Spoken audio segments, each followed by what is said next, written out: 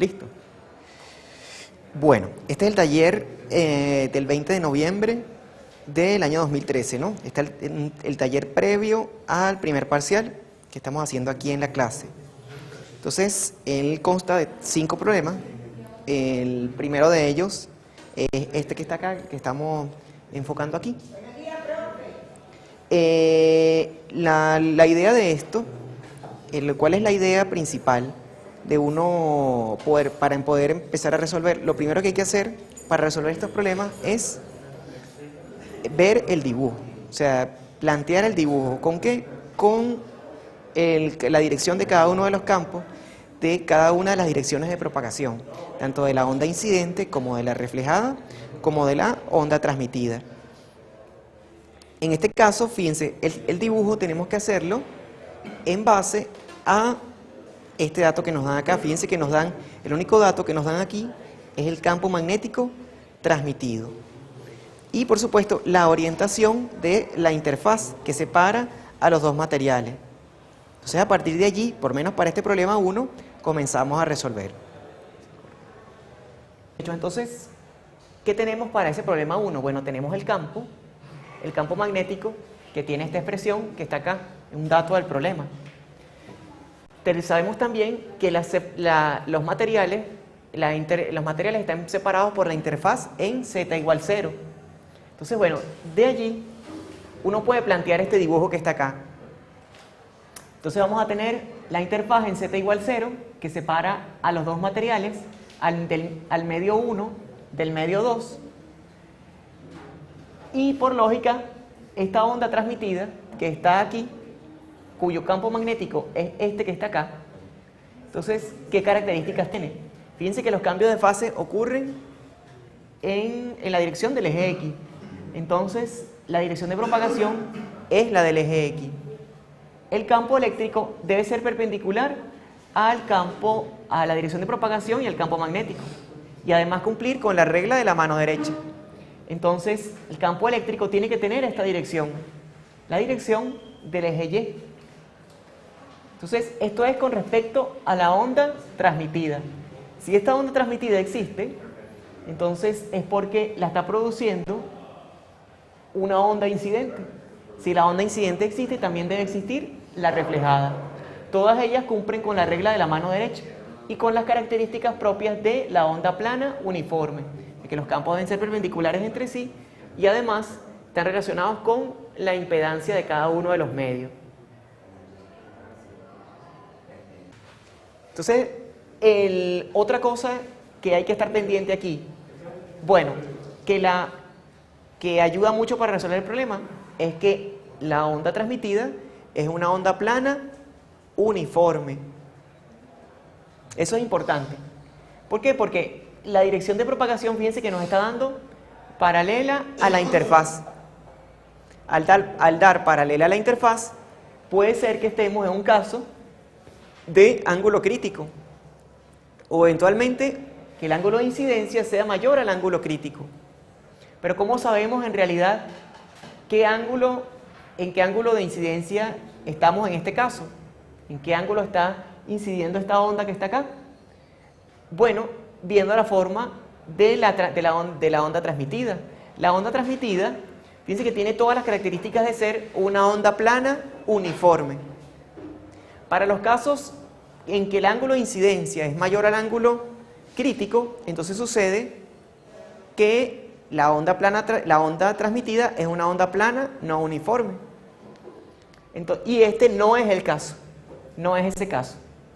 Entonces,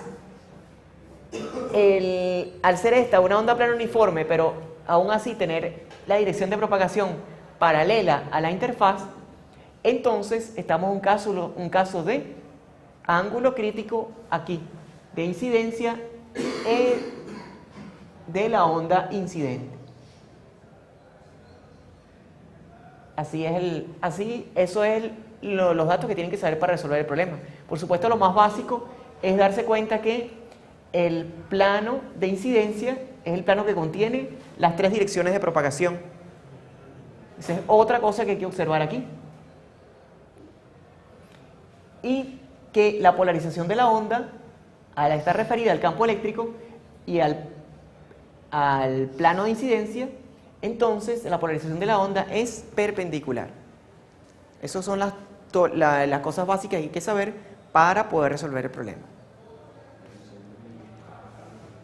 Entonces, bueno, una vez más o menos explicado el problema 1, vamos a tener ahora, fíjense, ahora tenemos el problema 2. Es un caso de incidencia normal, de acuerdo a lo que nos dice el enunciado. Entonces, bueno, tenemos el dato que nos dan es que el campo eléctrico de la onda transmitida, evaluado en la interfaz, tiene este valor que está aquí. O sea, tiene la dirección de X y está entonces solidario en esa dirección. ¿Cuál es la diferencia de este problema con el anterior? Una de las diferencias es, por supuesto, que es un problema de incidencia normal, y el otro es que el medio 2 tiene pérdida. Entonces, si mandan a calcular, como dice el enunciado, el campo eléctrico de la onda reflejada, entonces el coeficiente de reflexión ha de ser un número complejo, con una magnitud y una fase distinta de 0. ¿Qué otra cosa hay que ver aquí? Bueno, cuando saquemos los cálculos, el vector de Poynting o el vector de densidad de potencia de la onda transmitida, este que va a tener esta dirección que está acá, tiene que ser un vector cuya amplitud se atenúa a medida que avanza en el espacio. ¿Por qué? Porque este medio tiene pérdida. Entonces aquí esto es básicamente un cálculo de incidencia normal para medios con pérdida, en esta parte que está acá. Tienen que calcular primero el campo eléctrico y después el vector de Poynting. Ese es más o menos el procedimiento. Ya podemos con eso resolver el problema. Ok, una duda que se puede presentar aquí en este tipo de problemas es que H, fíjense que va a haber en la onda reflejada, por supuesto, va a tener un campo eléctrico y un campo magnético. El campo magnético de la onda reflejada siempre, por supuesto, tenemos que calcularlo, está relacionado con la onda incidente a partir de los coeficientes de transmisión, los coeficientes de reflexión, perpendicular o paralelo, según sea el caso. ¿Qué es lo interesante de los problemas de incidencia normal? Que fíjense que podemos haber dibujado el campo eléctrico en forma horizontal y el campo magnético en forma vertical. Eso depende de la óptica en que estemos viendo el dibujo. Ahorita estamos viendo, el observador está parado en un eje, por lo menos está viendo este plano desde X más infinito, pues, en una coordenada X que está muy lejos de esto. Pero en vez de haber seleccionado la coordenada X, podemos haber seleccionado la coordenada Y, ¿sí? Volteando estos ejes, y entonces el campo eléctrico se voltea y el campo magnético se pone perpendicular a la pizarra. Entonces, en ese caso, las polarizaciones cambian, porque estamos cambiando el plano de incidencia. Eso es posible solamente para el caso de incidencia normal, donde el plano de incidencia no está bien definido. Sin embargo, si lo colocamos así, con el campo magnético normal y el campo eléctrico paralelo, entonces tendríamos que utilizar los coeficientes de reflexión y transmisión paralelo para hacer los cálculos. ¿Qué es lo que sucede? Que para incidencia normal, los coeficientes de reflexión paralelo y perpendicular son iguales. Y también, para ese caso normal, los coeficientes de transmisión paralelo y perpendicular son iguales. Entonces no importa cuál es el ángulo de incidencia que tomemos. Puede haber un cambio de signo aquí, en el campo magnético. Lo que siempre hay que estar pendiente en este tipo de problemas es que se cumpla que el producto E cruz H sea el vector de Poynting, tenga la dirección del vector de Poynting. Eso tiene que cumplirse siempre. Por supuesto, también tiene que cumplirse que evaluando en la interfaz en z igual 0, la suma del campo eléctrico incidente con el reflejado debe anularse con el transmitido. Entonces, si se presenta alguna duda con alguno de los signos de los coeficientes que relaciona el campo magnético con su similar, el campo magnético reflejado, con su similar del campo, del campo magnético incidente, entonces esas dudas se pueden resolver de esa manera. Estar siempre presente. Deben cumplirse las condiciones de borde y debe cumplirse esa ley de que el vector de Poynting promedio tiene que ser un medio de la parte real de E cruz H. Esos signos tienen que mantenerse. Entonces ya con eso aclaramos esa duda. Clase es una continuación del taller de la clase pasada, del día 20 de noviembre. En este caso vamos a explicar el problema 3. Fíjense que es un problema de reflexión, de incidencia oblicua. Ok, muchachos, entonces este problema, el problema 3, es importante porque es uno de los problemas más completos que hay. Tenemos como dato, nos dan todos los datos de la onda transmitida en el medio 2. Entonces, a partir de ese dato y a partir de que la onda reflejada tiene polarización perpendicular, entonces tenemos que calcular el campo eléctrico incidente. Eso es lo que se pide. Fíjense que el campo transmitido, ¿cuál es lo básico aquí? Saber que tiene componente perpendicular, tiene componente paralela.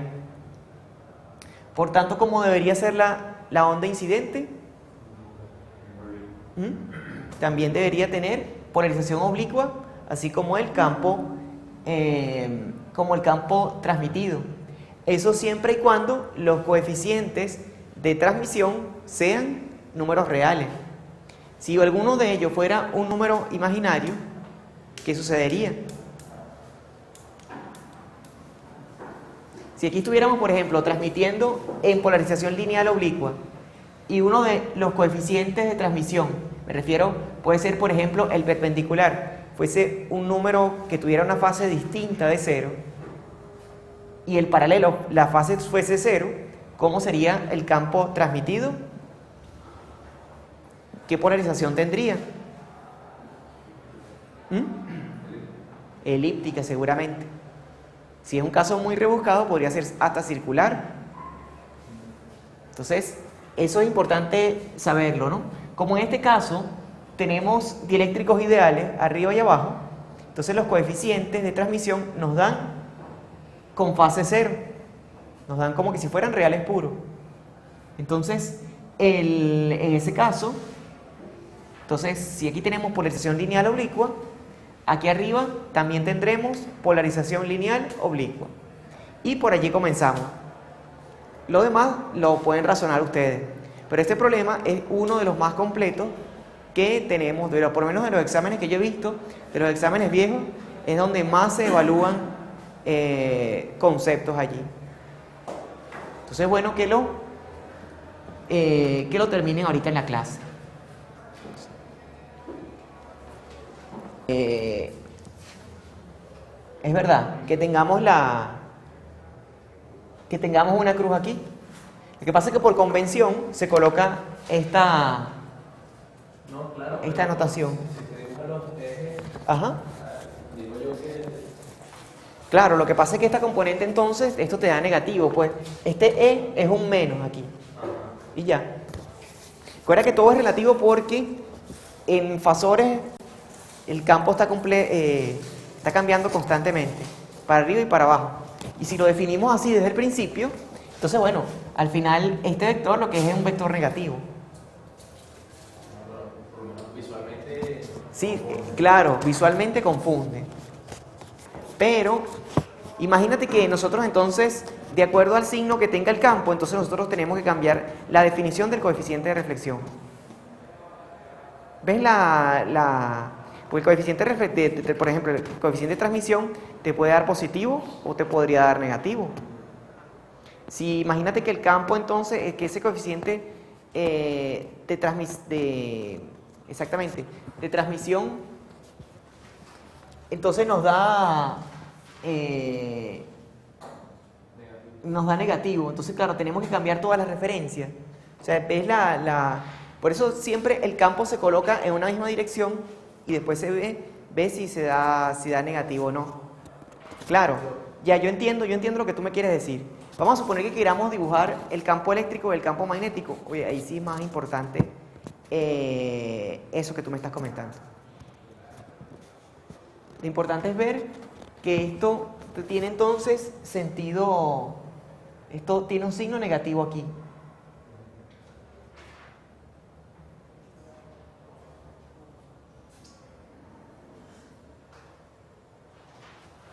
Sí, se presta confusión, ¿verdad? Pero hay que estar pendiente con eso, pues.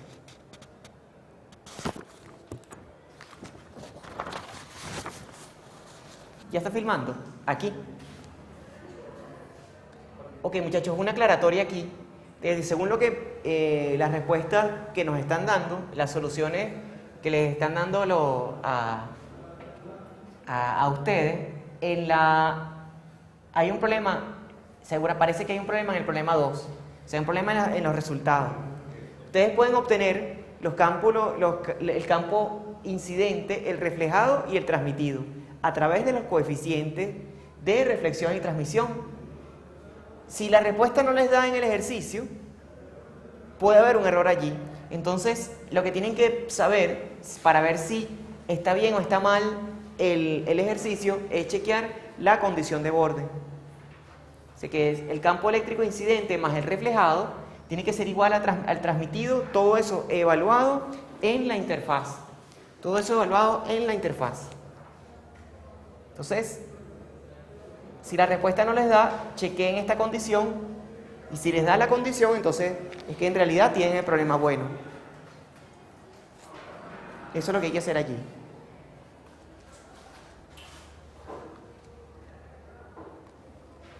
Listo. Bueno, vamos a filmar esto.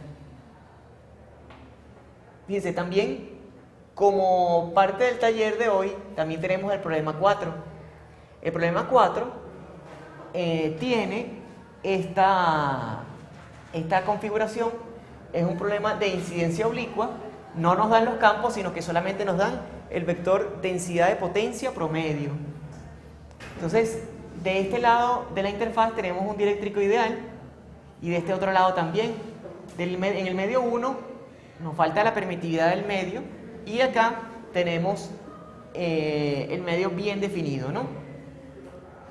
Entonces, el dato que nos dan aquí es que la densidad de potencia de la onda reflejada es idéntica a la que se tendría si la onda incidiera sobre un conductor ideal ubicado en z igual 0.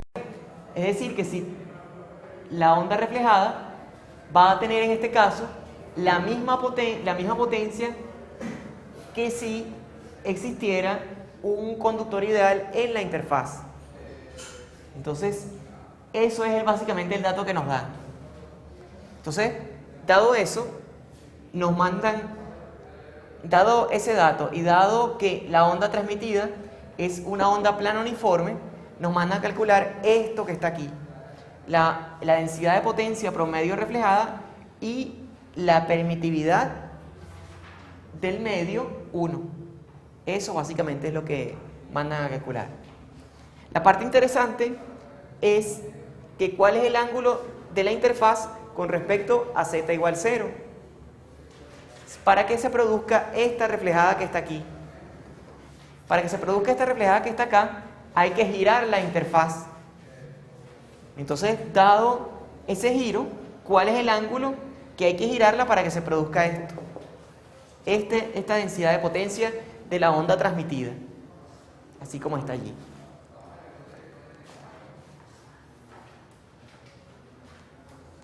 Ok. Eso con respecto a los primeros 4 problemas. Hay un problema también bien interesante, que es el problema 5, que es un caso también de incidencia normal.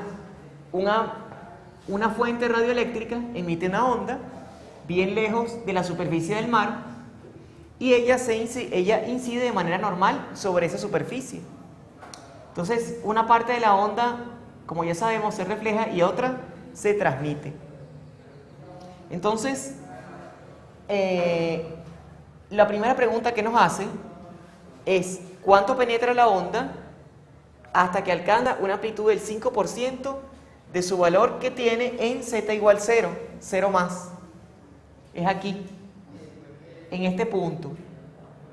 ¿Cuánto penetra la onda hasta que solamente queda el 5% de la amplitud, de su amplitud original, pero referido al valor aquí, en este punto, dentro del mar pegadito a la superficie?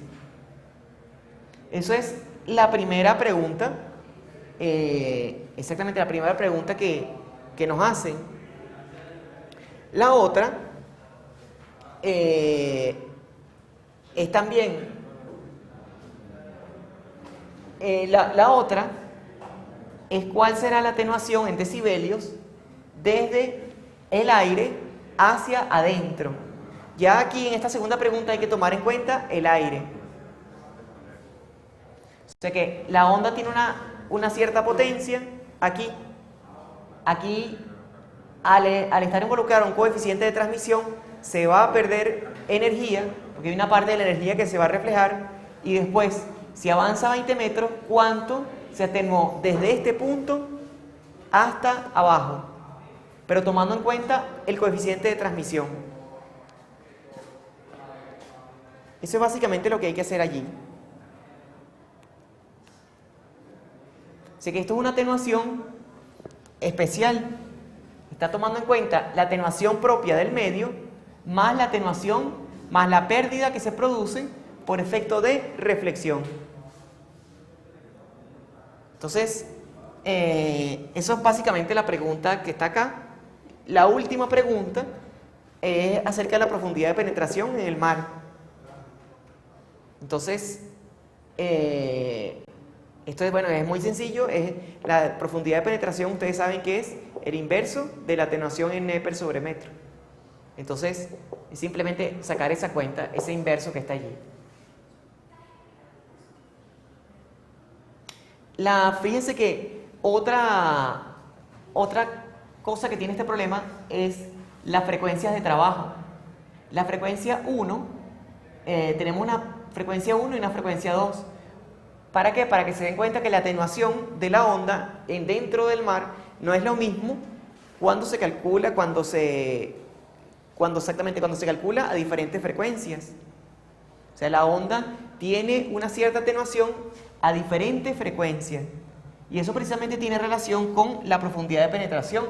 Mientras más baja la frecuencia, más grande es la longitud de onda y más penetra la onda en los medios que tienen pérdida. Si subimos en frecuencia, entonces la longitud de onda disminuye y eso hace que la onda tenga pérdidas cada vez más fuertes a medida que subimos la frecuencia. Entonces todas esas cosas es lo que estamos evaluando aquí en este problema, para que ustedes se den cuenta de todos esos detalles. Entonces, ese es básicamente el taller de hoy. Puede ser algo trivial, pero para otros no. A veces, algunos estudiantes de esta sección y de secciones anteriores me han preguntado que si la frecuencia de trabajo es la misma cuando pasamos de un medio hacia el otro. Entonces, ¿cómo responder esa pregunta? Bueno, fíjense, en cualquier interfaz tienen que cumplirse las condiciones de borde. Si este campo que está haciendo incidir aquí está oscilando a una frecuencia, entonces de este lado también tiene que estar el mismo campo oscilando a la misma frecuencia, porque si no oscilan a la misma frecuencia, entonces no se cumplen las condiciones de borde. ¿Ven? Entonces la frecuencia de trabajo de oscilación de esta onda tiene que ser la misma frecuencia de oscilación de esta que está aquí. Siempre es así. ¿Ok? Entonces, bueno, aclarada esa duda, vamos a seguir. Fíjense.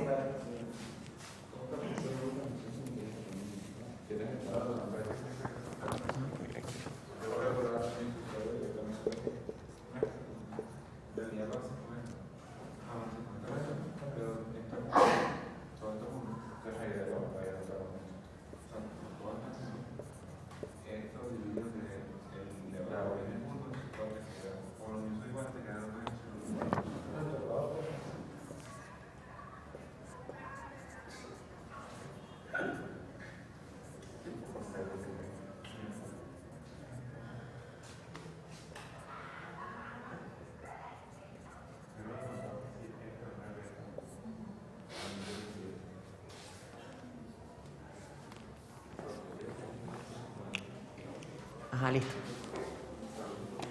Listo.